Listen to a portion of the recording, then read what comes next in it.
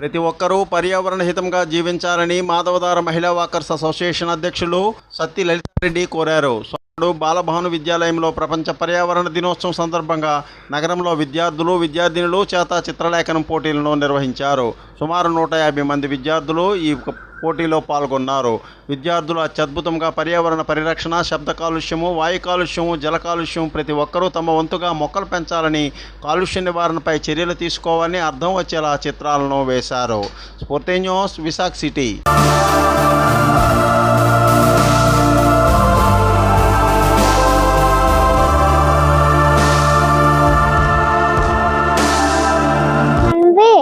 I am telling about tree. Sai Aradhya Naidu. నేను పర్యావరణ పరిరక్షణ కోసం మాట్లాడుతున్నాను. మా తరం కోసం పర్యావరణాన్ని కాపాడండి. గాలి, నీరు, భూమి ఆరోగ్యంగా ఉండాలి. మా తరం ఆరోగ్యంగా జీవించాలంటే ఆక్సిజన్ కావాలి, ఆరోగ్యమైన ఆహారం కావాలి. ప్రతి ఒక్కరూ పర్యావరణాన్ని రక్షించండి.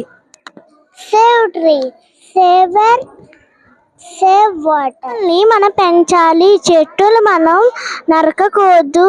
చెట్టులు మనం నరికామనుకో మనకి గాలి ఉండదు. నీళ్ళని మనం ఎక్కువ వాడకూడదు. వాడేమనుకో నీళ్లు వేస్ట్ అయిపోతాయి. నా పేరు హాసిని. నేను 5వ తరగతి చదువుతున్నాను. పర్యావరణ పరిరక్షణ మన కర్తవ్యం. ప్రతి ఒక్కరూ మొక్కలను నాటాలి, చెట్లని కాపాడాలి. మనకు ప్రాణవాయువు ఇచ్చే చెట్లను నరకకూడదు. ప్రతి ఒక్కరూ పర్యావరణం హితంగా జీవించాలి.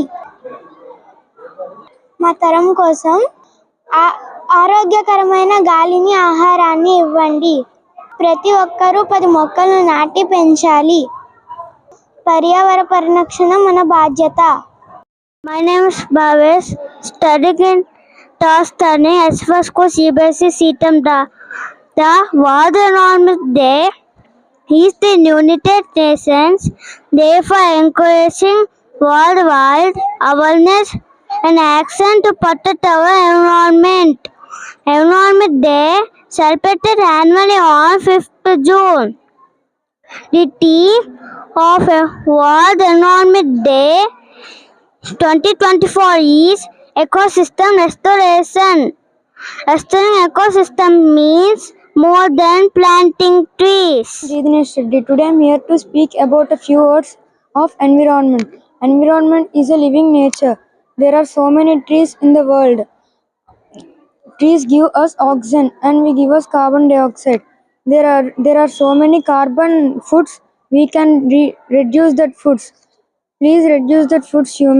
Humans are the living creatures and animals also living here.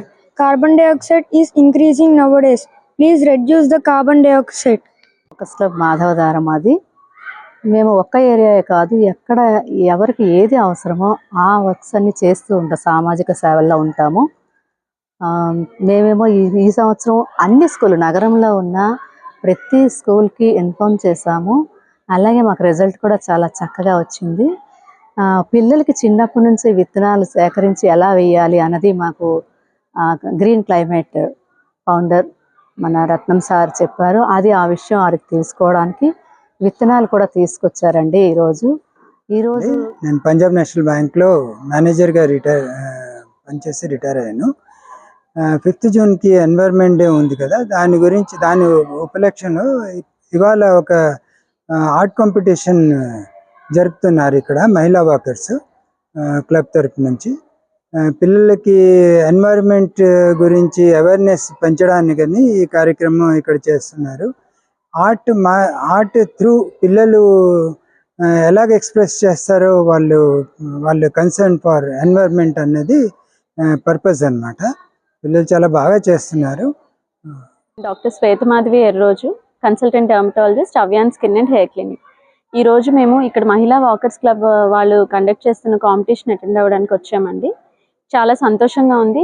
చిన్న పిల్లల్లో కూడా ఎన్విరాన్మెంట్ గురించి అవేర్నెస్ క్రియేట్ చేయడానికి world environment day June 5th సందర్భంగా వీళ్ళు ఈ కాంపిటీషన్స్ నిర్వహిస్తున్నారు. ఈ సందర్భంగా నేను డర్మటాలజిస్ట్గా నా వంతు ఎన్విరాన్మెంటల్ ఎఫెక్ట్స్ ఆన్ స్కిన్ గురించి చెప్పాలనుకుంటున్నాను. So environmental effects on skin అంటే చాలా ఉంటాయండి. ఇప్పుడు ఈరోజు మన వాతావరణం రోజు రోజుకి ప్రతి సంవత్సరం టెంపరేచర్స్ అనేవి చాలా రైజ్ అవుతున్నాయి. And UV radiation and sun damage ఇవన్నీ కూడా స్కిన్ మీద చాలా ఎఫెక్ట్స్ ఉంటాయండి. మెయిన్గా సన్ రిలేటెడ్ ఎలర్జీస్, ర్యాషెస్, ఇంకా ఎగ్జిమాస్ అనేవి పెరుగుతాయి హీట్ వల్ల, హ్యూమిడిటీ వల్ల, అదర్స్ ఫంగల్ ఇన్ఫెక్షన్స్ పెరుగుతాయి. ఇంకా సన్ రిలేటెడ్ ర్యాషెస్ని పాలిమార్ఫస్ లైట్ ఎరప్షన్ అంటారు. ఇంకా ఎయిర్ బార్న్ కాంటాక్ట్ డెర్మటైటిస్ ఇవన్నీ కూడా ఎన్విరాన్మెంటల్ ఇన్ఫ్లుయెన్స్ వల్ల వస్తాయండి. అంటే హార్మోన్ స్పెషలిస్ట్. ఇవాళ వరల్డ్ ఎన్విరాన్మెంట్స్ డే సందర్భంగా నేను కొద్దిగా చెప్దాం అనుకుంటున్నానండి. సో నౌడేస్ మనం చూస్తున్నాం ఒబేసిటీ, డయాబెటీస్, ఇన్ఫర్టిలిటీ, చాలా డిసీజెస్ మనకు ముందు కంటే చాలా ఎక్కువగా కనిపిస్తున్నాయి. క్యాన్సర్స్, మనం చిన్నప్పుడు ఇన్ని క్యాన్సర్స్ చూడలేదు. సో ఇవన్నిటికీ కొంతవరకు మనం వాడే టెక్నాలజీ వల్ల వచ్చే సైడ్ ఎఫెక్ట్స్ కూడా. సో మనం న్యాచురల్కి దూరంగా వెళ్తున్నాం. మనం కెమికల్స్కి ఎక్కువ యూసేజ్, మనం డైరెక్ట్గా ఇండైరెక్ట్గా చాలా ఎక్కువ యూసేజ్ చేస్తాం. సో ఈ కెమికల్స్ వల్ల చాలాసార్లు ఏంటంటే వీటిని హార్మోన్స్ మీద చాలా ప్రభావం ఉంటుంది. హార్మోన్ సిగ్నల్స్, దీనికి ఎండోక్రైన్ డిస్రప్టర్స్ అంటారు. సో మనకి తెలియకుండానే చాలా కామన్గా యూసేజ్ అయిపోతుంది మన రెగ్యులర్ లైఫ్ స్టైల్లో.